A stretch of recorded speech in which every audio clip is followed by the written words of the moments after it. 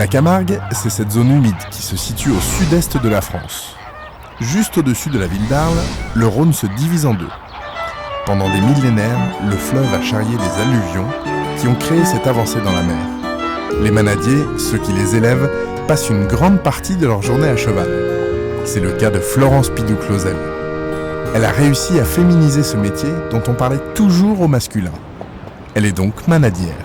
Voilà, on entre là sur le mas du ménage, des grandes cabanes du Vacarès. On va rencontrer la propriétaire qui est manadière, Florence Clausel. Tu as dit qu'on allait voir des taureaux, ils sont où? Ils sont sur les terres là pour l'instant. D'accord, quand tu dis les terres, tu peux nous donner un ordre d'idée sur la taille de l'exploitation ici? Voilà, on peut partir sur une superficie d'environ 250 hectares. 250 hectares, ça peut paraître beaucoup, mais les propriétés en Camargue sont grandes. Ouais. Et en moyenne, une propriété, c'est 300 hectares et les grands domaines font 1000-1500 hectares. Ah oui. Donc on est dans les petites propriétés de Camargue. Comment on dirige une manade comme ça? Quand on est femme en plus? Moi, je suis née ici. Ah, c'est familial, ça. C'est totalement familial et c'est pas quelque chose qu'on peut improviser. C'est vraiment basé sur l'expérience, l'apprentissage de nombreuses années.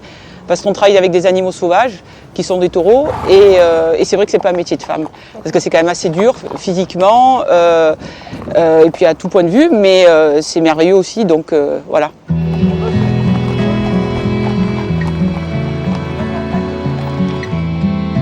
Voilà, donc là on va arriver vers le troupeau. Ouais. Si on arrive un peu brusquement avec des cris ou en arrivant un peu trop vite, il va tout de suite se déplacer. Donc là le but du jeu c'est qu'en fait les bêtes nous voient arriver mais qu'elles restent en confiance et qu'on arrive à les approcher. Enfin, faut pas leur marcher dessus quand même, hein. Oui, quand même. Il y a droit à 10% de perte. Oui.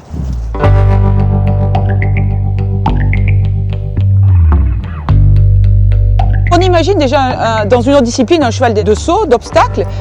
Le couple cavalier-cheval et on voit que c'est pas facile tous les jours. Et nous en plus il y a un troisième élément vivant qui est le taureau. Donc on est toujours à trois. Il faut essayer d'être dans le respect du taureau et du cheval et d'être efficace avec ces trois éléments vivants.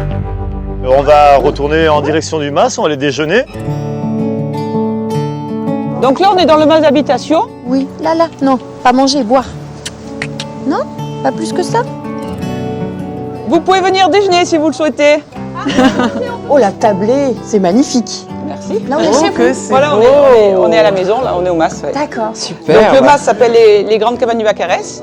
Et donc les bâtiments sont en bordure du Rhône et les terres s'étendent vers le sud. Il y a en Camargue une cinquantaine de manades comme celle de la famille Clausel. Depuis peu, elles ont obtenu une AOP, une appellation d'origine protégée, pour leur viande de taureau.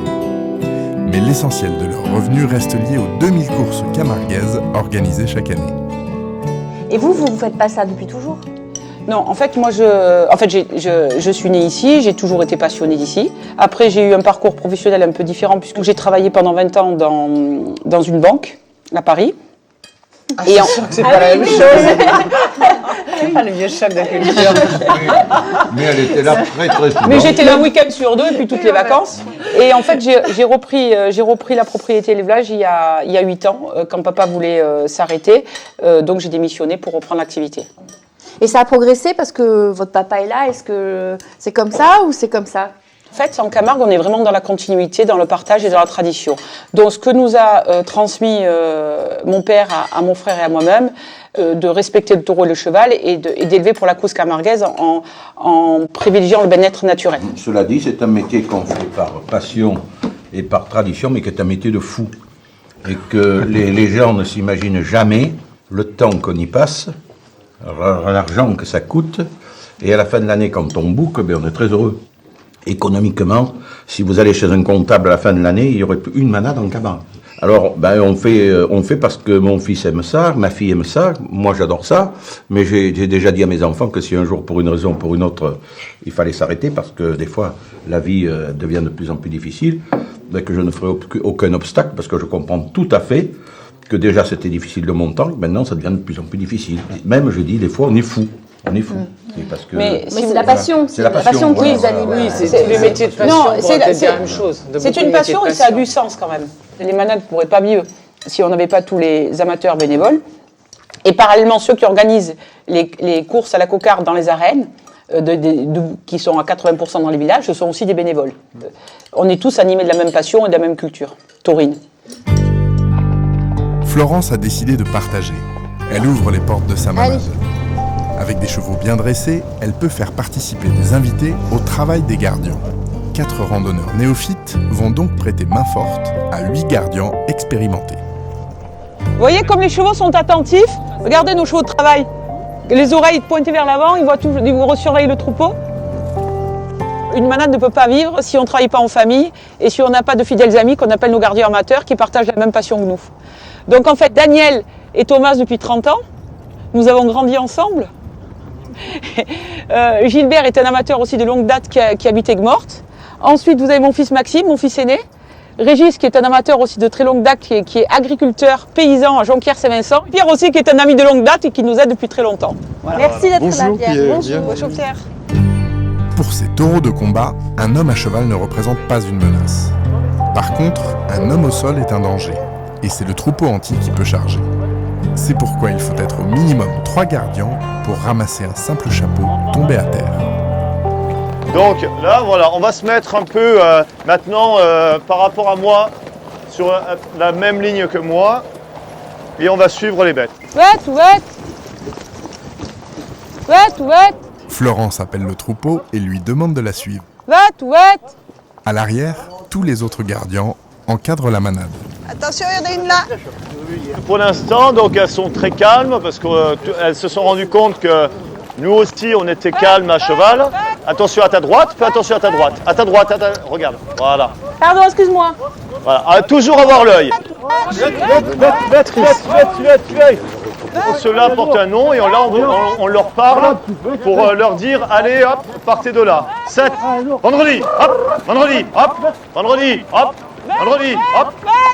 Mars, Mars, Mars, Mars, Mars, Mars, Mars, Mars, Mars, avancez, avancez, avancez, avancez. Mars, Mars, Mars, hop, hop, Mars.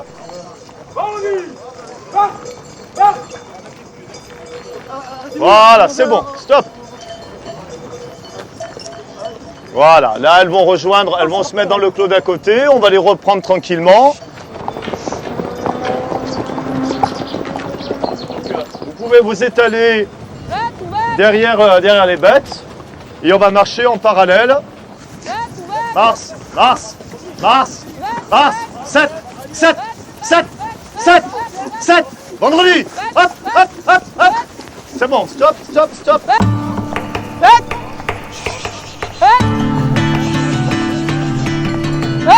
C'est une équitation instinctive, apprise de la plus empirique des manières. La monte camarguaise est libre de toute forme d'académisme. Il n'y a pas de fioriture, juste le besoin d'être efficace, réactif. C'est peut-être la monte la plus élégante qui soit, sans doute parce que les manadiers ont d'autres préoccupations que celles de leur apparence.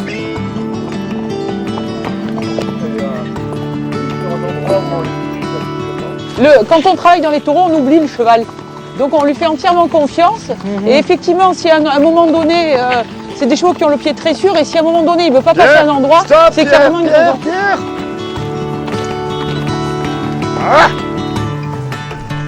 Et ça, en gros, ce genre d'opération, vous le faites en moyenne tous les combien? C'est très fréquent? Et au beau jour, on peut être pratiquement tous les jours dans les bêtes. Ah ouais.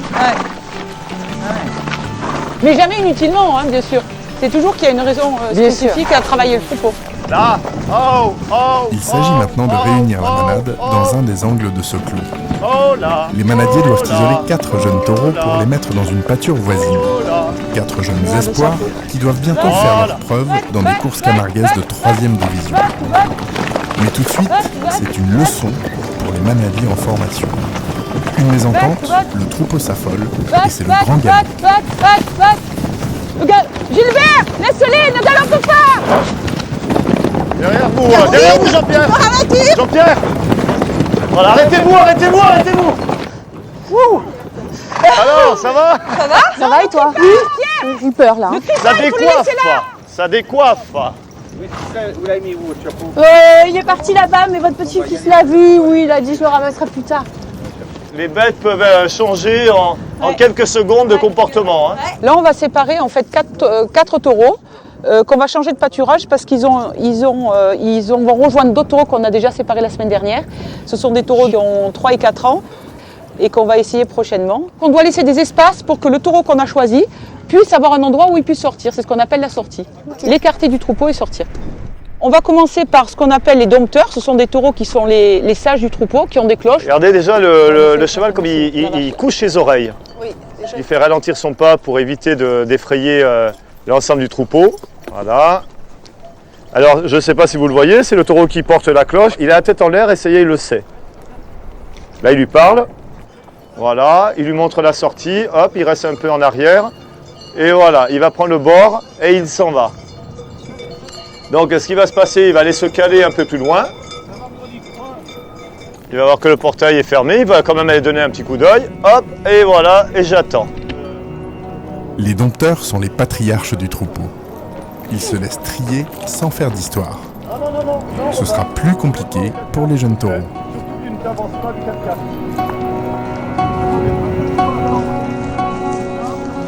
Taureau. Une fois isolés du reste de la manade, ils n'auront d'autre choix que de rejoindre le dompteur à l'autre bout du champ. Ouais, là il est facile. Ne bougez pas, ne bougez pas. Personne ne bouge. Voilà, super.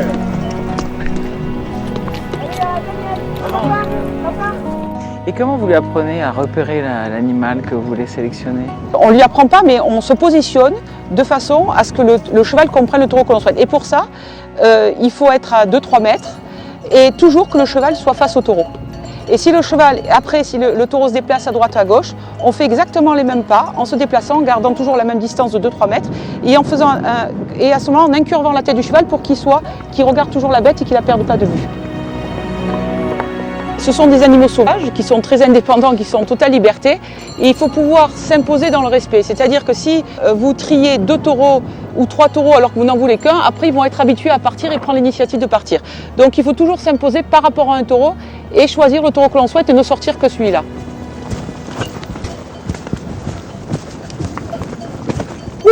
Mais si vous voulez, il faut que le cheval est dans le travail, mais il faut qu'il se fasse plaisir, qu'il comprenne ce qu'il fait. Sinon, quand il y a des actions très rapides, le cheval est rapidement au refus s'il ne comprend pas. Ça demande des années de dressage pour arriver à avoir un cheval qui arrive au résultat que l'on souhaite. Hop, hop, voilà, vous mettez en ligne et tous au même niveau. Voilà, avancez, avancez. Hop, voilà. Là, on s'arrête. Cet animal qui est quand même incroyablement fier, digne de respect et en même temps très inquiétant, et puis qui se laisse mener. On invite à, et ça avec la complicité du cheval de Camargue. C'est quand même une dimension qui force le respect. L'homme prométhéen, celui qui va combattre et qui va vaincre sur la nature pour mieux l'asservir à ses besoins, on se rend compte très très vite qu'il n'a pas sa place en Camargue. Bye bye. Merci beaucoup. Merci. Ciao Régis, merci.